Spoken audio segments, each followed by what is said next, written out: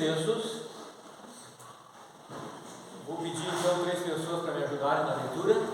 Quem pode ler 1 Timóteo 5:21? Está tudo aqui. Flávio. Tiago 2:19. Belso. Apocalipse 12:4. Israel. Então tá. 1 Timóteo 5:21, Flávia. Tiago 2:19, Adelson. Apocalipse 12:4, desculpa, Israel.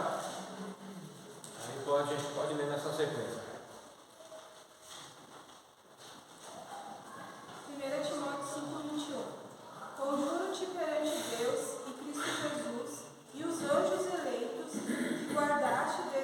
que guardes destes conselhos, sem prevenção, nada fazendo com parcialidade. Então, a primeira parte, o primeiro versículo, ele já diz assim, ó, anjos eleitos. Vamos agora para Tiago. Tu crês que há um só Deus? Sabemos que é demônio, tu crês e estremece. Então, outro versículo que fala agora os demônios. Anjos eleitos, agora os demônios.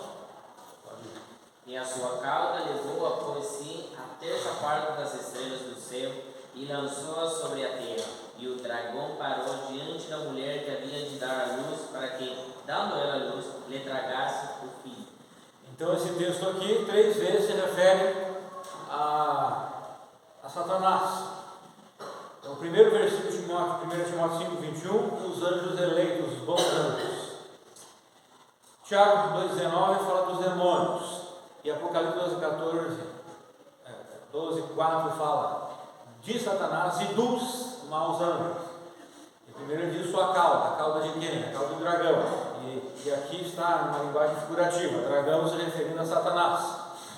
E terça parte das estrelas do céu, essas estrelas do céu seriam os anjos, que viviam com Deus e se rebelaram com Satanás.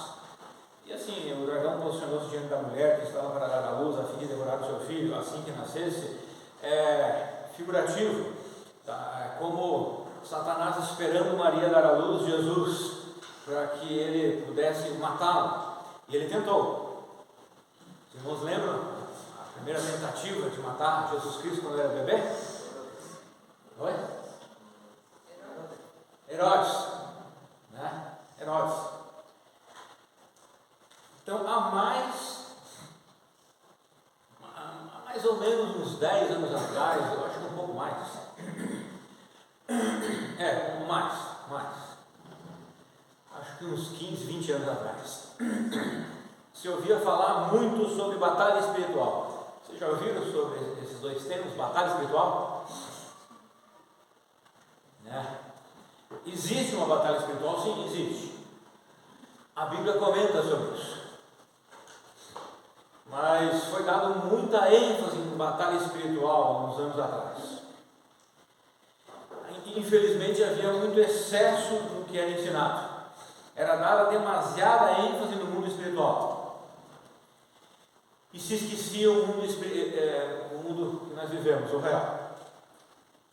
A grande verdade é que nós seres humanos não conseguimos, é muito difícil para nós andar na linha do meio. Andar na linha do equilíbrio, que é o correto, que é o melhor que tem, o equilíbrio. Nós, seres humanos, somos propensos aos excessos. Então, por exemplo, com relação à Bíblia ou à igreja, nós somos também propensos ao excesso. Ou nós vamos para o lado legalista, de regras, ou nós vamos para o lado liberal, sem regra, graça, esqueci o nome lá, hipergraça, ou radicalismo. Nós não conseguimos andar no equilíbrio, o que é o melhor. Esse equilíbrio não quer dizer que existe uma linha rígida, é só essa linha aqui, quem está fora da linha não presta, não é isso. Existe uma tolerância. Mas nós, seres humanos, por causa da segurança, nós vamos para os excessos, daquilo que nós apoiamos, daquilo que nós temos como a verdade, em em todas as questões da vida, nós geralmente vamos aos excessos, aos extremos. Nós não conseguimos andar no equilíbrio. Então, anos atrás foi dada uma ênfase grande na batalha espiritual e houve um desequilíbrio. Uma ênfase enorme em batalha espiritual, no mundo espiritual. E era dada demasiada ênfase nesse mundo espiritual, até coisas erradas eram ensinadas. Por outro lado, há grupos de cristãos que ignoram quase por completo, desde aquela época até hoje, o mundo espiritual. Então, o que aconteceu naquela época que foi dada a ênfase grande na batalha espiritual? E alguns ensinamentos novos brotaram disso, e que não concordavam com a Bíblia. Então, aqueles grupos que não concordavam com aquela ênfase, o que eles fizeram? Eles saíram também do equilíbrio e foram para o outro extremo, né? E que geralmente, esse outro grupo geralmente é o nosso grupo, o grupo mais conservador, mais tradicional. Então andava-se muitas vezes numa linha de equilíbrio, daí vem épocas que vem ênfase em alguma coisa, daí um grupo não concorda e ele acaba saindo do equilíbrio também, indo para o outro extremo, diferente daquele grupo que está no extremo A, o outro vai para o B. E daí os dois ficam extremados, e não fica ninguém no equilíbrio, ou fica um, dois, três no equilíbrio. Então, existe a batalha espiritual? Existe. A Bíblia fala sobre isso. É que nem quarta-feira, eu vou falar, já estou chegando no final do Credo dos Apóstolos, vou falar sobre o Espírito Santo. É outra questão também. E o movimento carismático trouxe uma ênfase demasiada do Espírito Santo, na doutrina do Espírito Santo, a ponto de trazer algumas questões que não faz parte da doutrina bíblica, mas de experiências. E daí os grupos, como o nosso grupo e eu, o que a gente faz? A gente se afasta e sai do equilíbrio e acaba não desfrutando tudo que a Bíblia ensina para desfrutar sobre o Espírito Santo, porque a gente se afasta. Não, a gente diz que é por princípios, mas não é por princípios, é porque a gente é muito separatista, então a gente não quer se identificar com nada com outro grupo, e daí a gente acaba se afastando também do que a Bíblia ensina, e acaba não vivendo o que a Bíblia ensina sobre o Espírito Santo. Estou dando o exemplo do Espírito Santo, que eu vou pregar na quarta, mas vale para isso também. A gente acaba ignorando o mundo espiritual, os bons anjos e os maus anjos, a gente acaba ignorando a atividade deles e ficamos à mercê. Então eu lembro que no passado era dito: nem tudo que acontece na sua vida é culpa do diabo, né? Porque naquela época era dado, tudo era Satanás, tudo era Satanás. Não tem.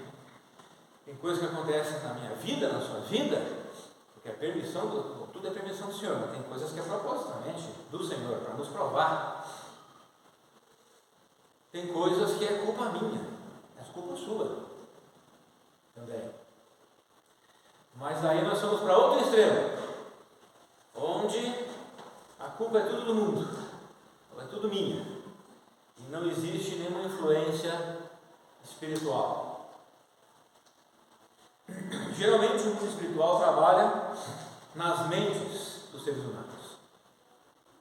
E por que o mundo espiritual é muito ativo no mundo físico? Porque o universo é a criação de Deus e o homem é a sua principal criação. Então existe uma luta, uma batalha espiritual para ou abençoar a criação de Deus, no caso dos bons anjos. Hebreus fala que os anjos estão a trabalho dos que hão de herdar a salvação, ou seja, dos crentes, dos salvos, dos filhos de Deus, ou para destruí-la. Então o mundo espiritual está ativo. Eu não liguei, agora liguei. Está ativo no mundo físico, que é a criação de Deus, ou para abençoá-la ou para destruí-la.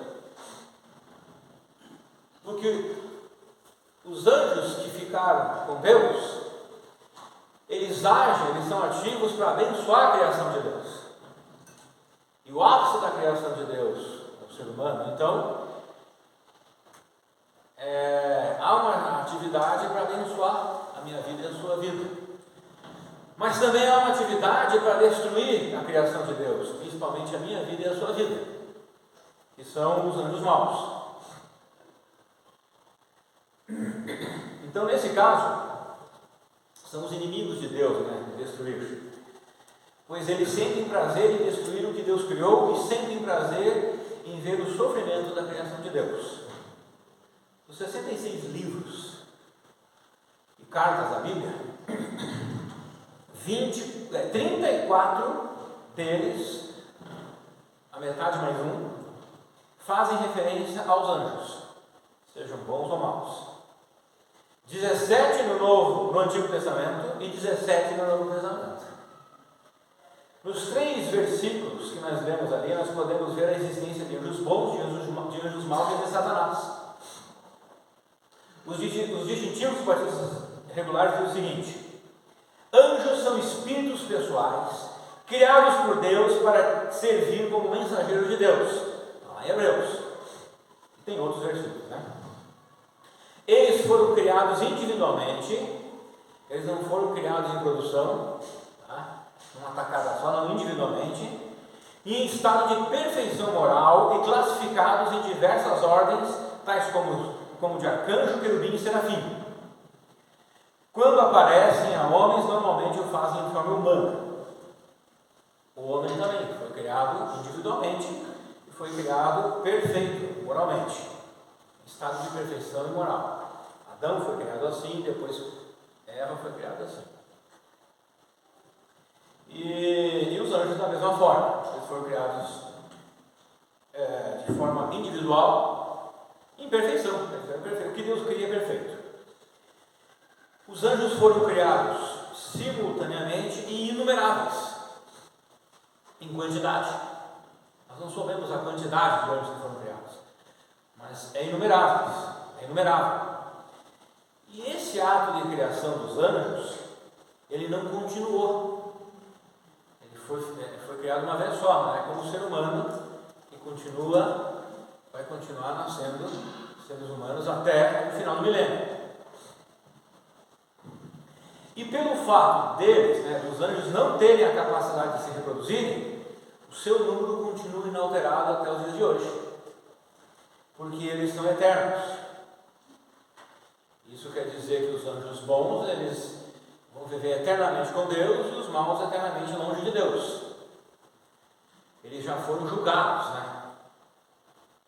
Então, eles já estão no estado, aqueles que foram julgados e aprovados, eles já estão num estado, é assim, você já teve, eu tenho aquela pergunta, aquela dúvida, ok, Satanás se rebelou contra Deus, por isso que a rebelião precisa, a atitude de rebelião ela precisa ser levada muito a sério, porque é uma foi o pecado de Satanás, o orgulho levou ele a se rebelar contra Deus. E o que Satanás fez? Ele conseguiu convencer um terço da parte dos anjos a ficarem do lado dele, ficar com ele. Então ele manipulou um terço dos anjos, ele conseguiu fazer com que ele ficasse do lado dele. Aí então Deus expulsou eles do céu, expulsou eles de morarem no céu. Porque a gente vê na Bíblia que os anjos, Satanás mesmo, tem acesso ao céu. E eles serão expulsos indefinitivamente, mais adiante. Então, quando se fala que Satanás, os anjos maus foram expulsos do céu, eles foram excluídos do hall de membros lá do céu, por rebeldia, quer dizer que não é que eles não tenham mais acesso ao céu, eles têm acesso. Um dia eles pararão de ter, não terão mais. E a pergunta que eu sempre tinha: mas então, se houve uma revolta, não pode haver outras daqueles que ficaram? E aqueles que foram expulsos, eles não podem se arrepender, né? E voltarem? É que eles já foram julgados. Então, já foi dado o veredito, não há mais volta. Aqueles que ficaram do lado de Deus, então, eles já foram confirmados num estado de perfeição para sempre.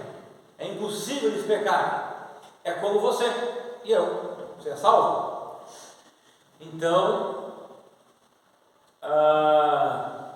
quando nós fomos arrebatados, ou fomos para o céu antes, Cristo vai transformar, glorificar nossos corpos. Agora nós ainda pecamos, mas depois que isso acontecer, a gente não vai mais pecar, porque nós seremos colocados no estado de perfeição, transformados no estado de perfeição. E os anjos, já aconteceu isso com eles. Aquelas pessoas que morrem e vão para o inferno, depois serão lançadas no lago de fogo. Por que elas não podem se arrepender lá no inferno? Porque elas já foram condenadas. Ainda não receberam toda a pena. Receberão, mas já foram condenadas, não tem mais volta. A chance é aqui. Isso aconteceu também já com os anjos maus. Eles já foram condenados, já foi dada a pena, pronto, não há mais volta. Ainda não receberam toda a pena, porque eles ainda têm acesso ao céu. Mas um dia, e a gente vê que provavelmente a plenitude da nossa salvação e a pena aos incrédulos, a plenitude da condenação aos incrédulos será após o GTB. Muito bem. Mateus 22:30 diz assim: porque na ressurreição nem casam, nem se dão em casamento, falando dos crentes quando vão ao céu, são porém como os anjos no céu. Ou seja, os anjos não se reproduzem. É por isso que eu, particularmente, Gênesis capítulo 6, há duas visões naquele texto que diz que os filhos de Deus, os filhos dos homens, acho que é algo assim. Então há duas visões, uma diz que os filhos de Deus seriam anjos, e que daí tiveram relacionamento com as mulheres, e a outra posição é que eram todos seres humanos lá, que é a minha posição. Por causa desse versículo, eu não creio que anjos possam ter relações íntimas com seres humanos. Dessa forma, tanto os anjos bons quanto os maus têm seu número o mesmo desde sempre, nunca mudou, nunca vai mudar. Eles são seres espirituais e são de uma ordem mais alta do que o ser humano, porque eles têm menos limitações do que os seres humanos. Apesar de terem algumas limitações, eles têm menos do que os seres humanos. Sobre as três ordens dos anjos, quero citar, que foi dito ali no distintivo, eu quero citar apenas uma das ordens, que é Judas capítulo 9. Contudo, o arcanjo Miguel, quando contendia com o diabo e disputava a respeito do corpo de Moisés, não se atreveu a proferir juízo infamatório contra ele, contra o diabo. Pelo contrário, disse: o Senhor te repreenda. Então aqui fala de uma das ordens, né? E de uma hierarquia entre os anjos, que é o arcanjo. Uma das hierarquias. Nós, seres humanos, também temos a tendência de nós resistimos hierarquias, não é verdade? principalmente quando a gente não concorda. Não concordo com a liderança de qualquer lugar, não estou falando de igreja agora, estou falando de qualquer coisa. A gente começa a resistir, e minar, e fazer coisas, é assim, na escola, no trabalho, na sociedade, e na igreja também é assim. E por quê? Porque nós vivemos no pecado. Temos o pecado em nós, não vivemos mais, mas temos a carne em nós. Mas olha que existe essa hierarquia até no mundo espiritual, entre os anjos. Deus fez essa hierarquia. E Deus colocou, o texto de Isaías, por exemplo, de Ezequiel, Deus colocou o Lúcifer como um dos principais anjos, lá entre os outros anjos, para lhe apoiar, lhe ajudar, e ele se rebelou contra o Senhor. Então, nós temos aqui o arcanjo Miguel, um exemplo.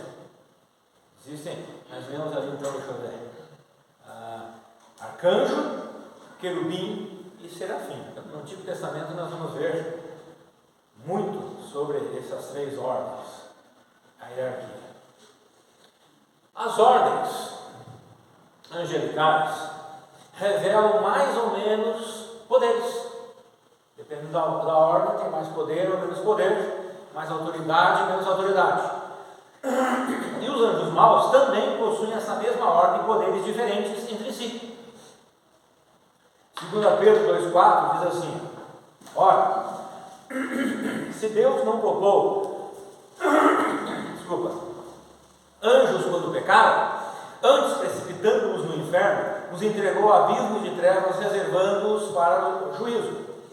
Então, o que aconteceu foi que Lúcifer se rebelou contra Deus, querendo o lugar de Deus, querendo ser igual a Deus, querendo viver o seu reinado lá no céu, em paralelo com o reinado de Deus, a sua autonomia, e foi expulso do céu e lançado na terra. E junto dele veio uma terça parte dos anjos criados, os quais ficaram ao seu lado se rebelando contra Deus, sendo que alguns foram imediatamente presos no inferno por causa de seu grande poder. Os demais estão soltos na terra. Conforme o versículo de 2 Pedro 2,4, alguns desses anjos, por causa do seu demasiado poder, foram presos imediatamente no inferno. Estão acorrentados lá. Então existe uma hierarquia de poder. É claro que Lúcifer é muito poderoso, ele está solto, mas eu fico pensando por que não ter prendido Lúcifer, esses outros, talvez, deixando esses outros livres junto com Lúcifer, o poder seria maior ainda e o mundo seria um caos, mais do que é. Eu não sei, estou imaginando. E mesmo que eles forem expulsos do céu, eles têm ainda acesso ao céu, como eu já disse. Um dia não terão mais, né? Olha que interessante aqui, João 1, 6 e 7. Num dia em que os filhos de Deus vieram apresentar-se perante o Senhor, falando, filho de Deus aqui é anjos, tá? Os anjos bons, vieram apresentar-se perante o Senhor, ou seja, eles estavam trabalhando nesse mundo e foram ao céu se apresentar diante do Senhor. Veio também Satanás entre eles. Então, os anjos bons estavam aqui e eles foram ao céu se apresentar perante o Senhor, e Satanás entre eles foi também. Interessante aqui, né? Como diz a Bíblia. E olha o que o Senhor perguntou a Satanás: de onde vens? E Satanás: eu estava numa rede me balançando na beira da praia aqui no céu. Não, Satanás respondeu: de rodear a terra e passear por ela. Se Satanás, o que Satanás está fazendo rodeando a terra e passeando por ela? Coisa boa que não é, né? E outra coisa, e se ele faz isso, você acha que aquela terça parte de anjos que se rebelaram com ele também não vão estar fazendo isso? Essa expressão aqui demonstra atividade, muita atividade, de rodear a terra e passear por ela, muita atividade. Então os anjos maus e bons transitam livremente na terra, e eles trabalham principalmente em nossas mentes, no convencimento nos conselhos, nas orientações, nas obsessões, nas compulsões, nas tentações, nas resistências, tanto resistência contra o mal como resistência contra o bem. Eu posso ser um crente fiel e resistir à maldade na minha vida, na minha família, na minha igreja, mas eu posso ser um crente que está longe do Senhor e resistir ao Senhor na minha vida. Na crença de algo, fé em Deus ou em outra coisa.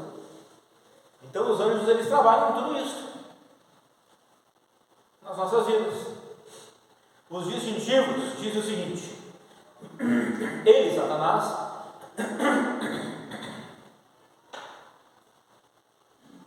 e seus seguidores demoníacos procuram incessantemente frustrar os propósitos de Deus e seduzir os homens a segui-los. Eles são capazes de possuir pessoas, oprimi-las, tentá-las para o mal e acusar os cristãos. Apocalipse 12:10, acho que fala sobre a acusação. A Bíblia não nos aconselha a confrontarmos Satanás e nem os demônios diretamente. Eu não nos aconselho a fazer isso. Vocês lembram quando o arcanjo Miguel... Bom, em primeiro lugar, os anjos estão numa posição maior que nós seres humanos, certo? E Miguel é um anjo bom, ele é maior do que nós. E maior ainda dentro da hierarquia angelical, porque ele é um arcanjo. E quando ele contendia com Satanás, o que Judas falou lá? Que ele não se atreveu a acusar Satanás. Tu não presta, tu não vale nada, né?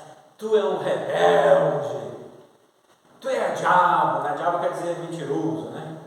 Enganador. Miguel não fez isso, sendo quem ele era. E a Bíblia não nos aconselha a confrontar com Satanás. O que Miguel disse? Que o Senhor faça isso, não eu. Que o Senhor te julgue, não eu. Eu vou fazer a minha parte que me cabe. Mas nós, seres humanos, fizemos isso, né? Nós brincamos, fazemos chacotas, né? Com demônios e com Satanás. É que nós, seres humanos, e nós, eu junto, né? Nós somos muito ignorantes, né? Mas nós não conhecemos a realidade, nós não temos a dimensão da seriedade que é tudo isso. E nós somos orgulhosos demais. Então nós enfrentamos, nós somos o peito, e assim, nós somos assim. Graças a Deus pela misericórdia. Ainda bem que Ele tem misericórdia de nós. O que a Bíblia nos aconselha a fazer? A orar, a resistir e a equipar-se contra as forças do mal. A gente ora, a gente resiste e nos equipamos. A equipar Efésios capítulo 6. Oração, a comunhão, a leitura da palavra, a prática da palavra, todas aquelas questões básicas da vida cristã que são o alicerce na vida de qualquer crente, que a gente não pode ser esse alicerce, né? As coisas mais simples que nem um teólogo precisa explicar para ninguém. Qualquer pessoa que coloca a sua fé em Cristo, ela aprende isso imediatamente, o Espírito Santo ajuda ela a aprender. Então Tiago 4,7 diz assim: portanto, sujeitai-vos a Deus, mas resisti ao diabo, e ele fugirá de vós. Resistir. E Pedro, 1 Pedro 5, 8, 9: sede sensatos e vigilantes.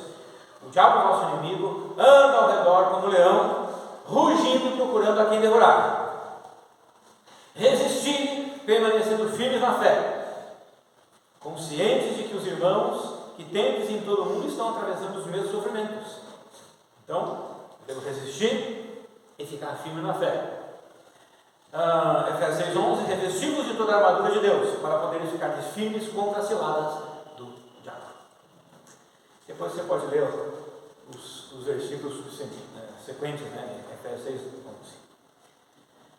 Vejamos outros exemplos aqui.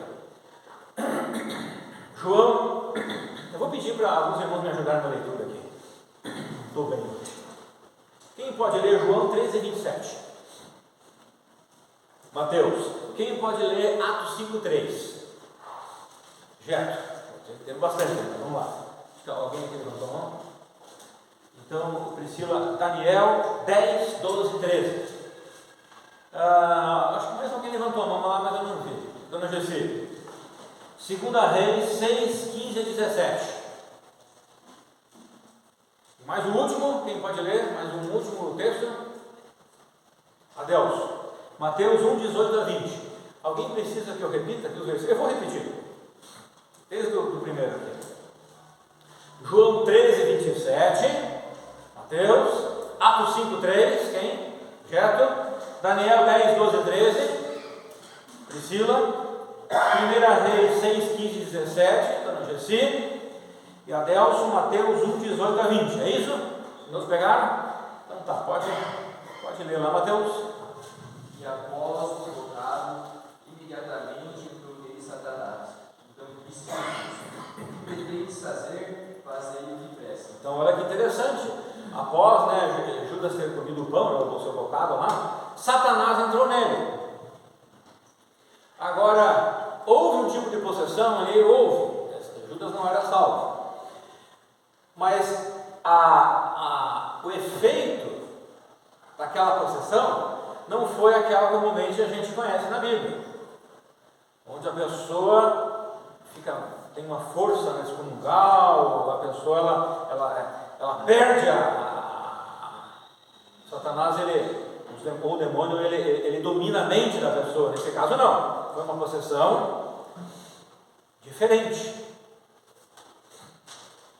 E provavelmente esse tipo de possessão aqui que Judas teve é o que pode ser que mais aconteça nos dias de hoje. A pessoa, ela está em plena consciência, mas possessa por um demônio, e ela age dessa forma. Ela consegue raciocinar, é lógico e tudo, ela age com artimanhas, ela age com engano, ela se parece aquele versículo de Coríntios que fala como um anjo de luz. Provavelmente esse tipo de possessão é o que mais acontece nos dias de hoje. Atos 5:3. Então disse Pedro: Ananias, por que encheu Satanás teu coração, para que mentisse ao Espírito Santo, reservando parte do nome? Aqui não houve uma possessão. Aqui houve o quê? Satanás colocou pensamentos na mente de Ananias. Diferente a diferença aqui da atuação. Primeiro, Satanás entrou na mente de Judas e direcionou Judas como ele fosse uma marionete, né? E Jesus diz: o que tem para fazer, faz eu logo. Provavelmente Jesus estava falando com Satanás aqui. Lembra que Pedro, né? Ainda bem que Pedro ele não era aquele tipo de homem assim, mais... Porque existem as personalidades, né? Então existem homens que são mais rústicos, mais duros, nas emoções que eu estou falando. E aqueles que são mais, que nem João, assim, né? Mais carinhoso e tudo. E Judas fala: arreda-te, né, de mim, Satanás, né? Para Pedro, falando para Pedro, ele estava falando com Satanás, que não tinha possuído Pedro. Pedro colocado a fé em Cristo já, mas Satanás conseguiu colocar pensamentos dele na mente de Pedro, porque Jesus disse para Satanás: te arreda, sai daqui, o meu plano é morrer na cruz, e você fez Pedro falar para que eu não morresse na cruz, né? Então Satanás, ele procura colocar os planos dele na minha mente e na sua. Ele tenta fazer isso, não adianta. Nós não estamos dizendo isso. Ele faz isso. Tá? Se ele vai conseguir ou não, vai depender de cada um de nós. Então aqui ele colocou na mente de Ananias, depois da sua esposa, para que eles mentissem, né? Daniel 10, 12 a 13. Então me disse: não temas, Daniel, porque desde o primeiro dia em que aplicaste o coração a compreender e a humilhar-te perante teu Deus, foram ouvidas as tuas palavras, causa das tuas palavras é que eu vim. Mas o príncipe do reino da Pérsia me resistiu por 21 dias. Porém, Miguel, um dos primeiros príncipes, veio para ajudar-me, e eu obtive vitória sobre os reis da Pérsia. Agora nós temos um exemplo de uma ação angelical boa, junto com a ação angelical do mal. O Daniel, ele orou a Deus, e Deus atendeu a sua oração, e enviou um anjo para ajudar Daniel na sua oração. O anjo Gabriel. O anjo Gabriel então foi até em direção a Daniel para ajudá-lo. Ele orou. Só que ele demorou. E daí a oração de Gabriel estava sendo demorada para ser atendida. Está demorando para ser atendida a oração dele. E Gabriel estava lá, Deus não me ama, Deus não me quer, Deus não me gosta. É uma brincadeira de falar, Deus não está me ouvindo, Ele não quer saber de mim, não é da vontade dEle, eu orei, vou largar a mão. Não. É porque o anjo Gabriel encontrou resistência, que não fala o nome do demônio aqui, só diz que ele era o príncipe da Pérsia, ou seja, era um demônio poderoso que agia no governo da Pérsia. Então há demônios que agem nos governos do mundo. Até porque, biblicamente, de quem é o mundo hoje? Está nas mãos de quem? Satanás. O que Satanás ofereceu a Jesus? Os reinos do mundo. Mas é porque Satanás teve poder para conquistar? Não. É porque Deus permitiu. Eu vou te dar liberdade para você governar por enquanto. Então, tinha esse demônio, a gente não sabe o nome dele, eu não lembro na vida, eu acho que é só Satanás que é nomeado, né? Satanás, Apolion, Abaddon, em outras línguas, né? Lúcifer, Diabo, mas os demônios, Beelzebub, Belial, né? Então tem alguns demônios que tem o nome Belial, daí nós temos, aí conforme a cultura, culturas afro, aí tem nomes dos demônios, culturas norte da Europa, tem outros nomes de demônios, né? Mas são os mesmos, mas tem nomes diferentes. Mas ok. Daí o anjo Miguel foi ajudar o anjo Gabriel, e daí eles conseguiram se desencilhar do demônio da príncipe da Pérsia e atenderam a Daniel. 2 Reis 6, 15 e 17. Tendo se levantado o nosso homem de Deus e sair, eis que tropas, cavalos e carros haviam cercado a cidade. Então o seu moço lhe disse: ai, meu Senhor, que faremos? Ele respondeu: não temas, porque mais são os que estão conosco do que os que estão com eles. Orou Eliseu e disse: Senhor, peço-te que abras os olhos para que veja. O Senhor abriu os olhos do moço, e ele viu que o monte estava cheio de cavalos e carros de fogo em redor de Eliseu.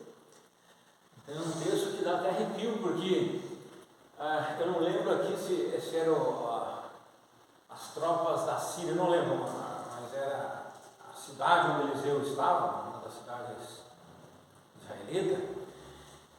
O profeta Eliseu estava junto com o seu servo, o moço, né, o seu servo, e essas tropas então reais, mundo físico agora, estavam acampadas ao redor da cidade, e o moço olhou, o servo olhou e disse: meu senhor, e agora o que vamos fazer?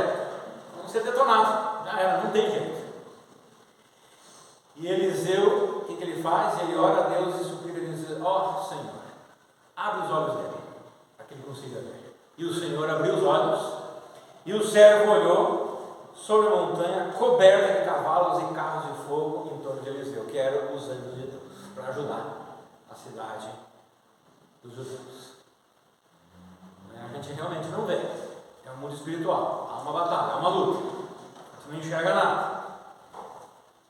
O que a gente tem que fazer, a nossa batalha espiritual é orar. Orar e confiar no Senhor.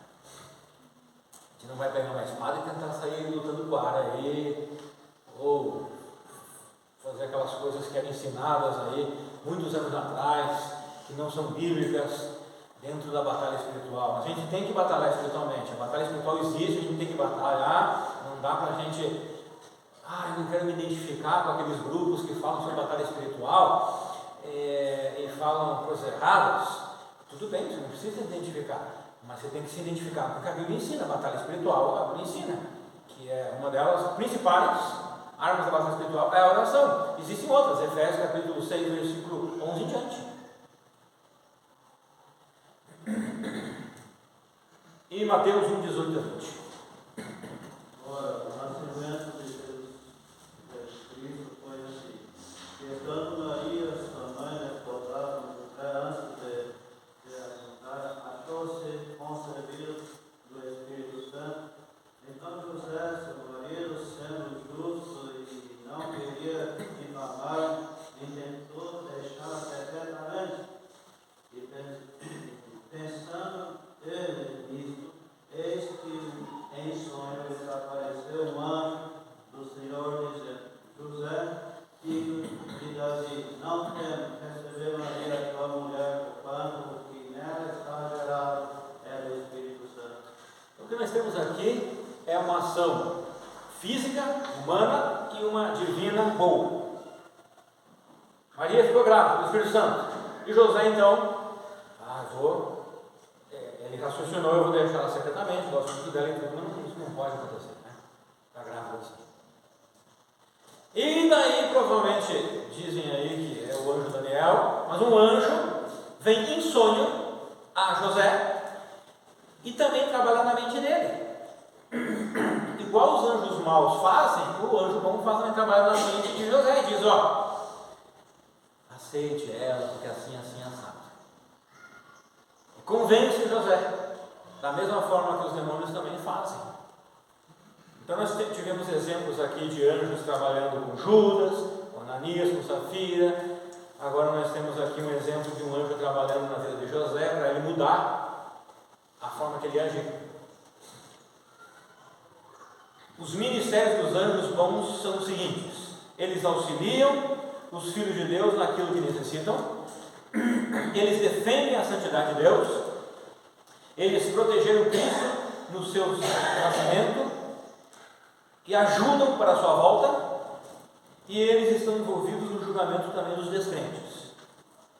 Eu quero citar mais uma vez aqui os distintivos. Diz assim: há dois erros históricos, nos quais os cristãos têm caído ao longo da história. Um interesse demasiado no mundo dos anjos, especialmente no dos demônios, e a total ignorância ou descrença deles nesse mundo. O primeiro erro foi comum em tempos medievais, quando muitas superstições foram acrescentadas aos ensinamentos bíblicos. O segundo erro tornou-se mais comum a partir da revolução científica dos séculos 18 a 20, a qual supostamente teria provado a impossibilidade de eventos e coisas sobrenaturais. Ali o renascentismo, né? Hoje em dia, ainda existem os dois erros, principalmente na ênfase demasiada de que tudo é culpa dos demônios. Precisamos tomar cuidado com os extremos. Há sim atividade demoníaca e angelical em nosso meio, mas precisamos sempre agir com sabedoria e na orientação e confiança do Espírito Santo, para sermos equilibrados. Como fez Eliseu: abre os olhos do servo para que ele veja que tem um monte de anjos aí nos ajudando. Quanto ao exorcismo ou expulsão de demônios, os distintivos dos batistas regulares nunca foram unânimes quanto a essa questão. Eu vou dar a minha posição. Eu penso particularmente que não há mais o dom de milagres, que é onde está inserido o dom de expulsar demônios, dentro do dom de milagre, na verdade, a expulsão de demônios, o exorcismo. Mas eu acredito que num caso de possessão, eu acredito que há possessões, eu acredito que num caso de possessão, um crente, ele pode orar a Deus pedindo para que tal demônio ou demônios deixem o processo. Eu creio dessa forma. Há possessão, está ali, eu estou aqui, está a pessoa possessa, então eu não creio que eu vou lá ordenar o demônio ou os demônios saírem, porque porque eu não creio mais que exista o dom dos milagres. Mas então eu creio que eu posso. Senhor Deus, peço que o Senhor haja na vida dessa pessoa e tudo, e expulse os demônios da lá. Dessa forma eu creio. Quanto à possessão demoníaca de um crente genuíno, os batistas regulares são unânimes em rejeitar essa situação. Ele não pode possuir o crente, mas ele pode obsediar, ele pode colocar pensamentos e convencê-lo a mudar os seus planos. Os demônios podem, então, tentar direcionar, obsediar um crente genuíno que está fraco na fé. Sua leitura, meditação da palavra, devocionais, participação nos cultos, oração, prática da palavra, comunhão com demais irmãos da igreja local. Irmãos, a principal questão é que os demônios não conseguem enganar ou levar o crente fiel a pecar contra Deus. E os anjos divinos estão sempre os ajudando na proteção da sua fé. Por isso, você não deseja ser atacado e derrotado? Seja um crente com a armadura de Deus, fiel até a vinda do nosso Senhor Jesus Cristo. Pois na sua vida, o mundo ficará livre dos demônios para sempre. Amém?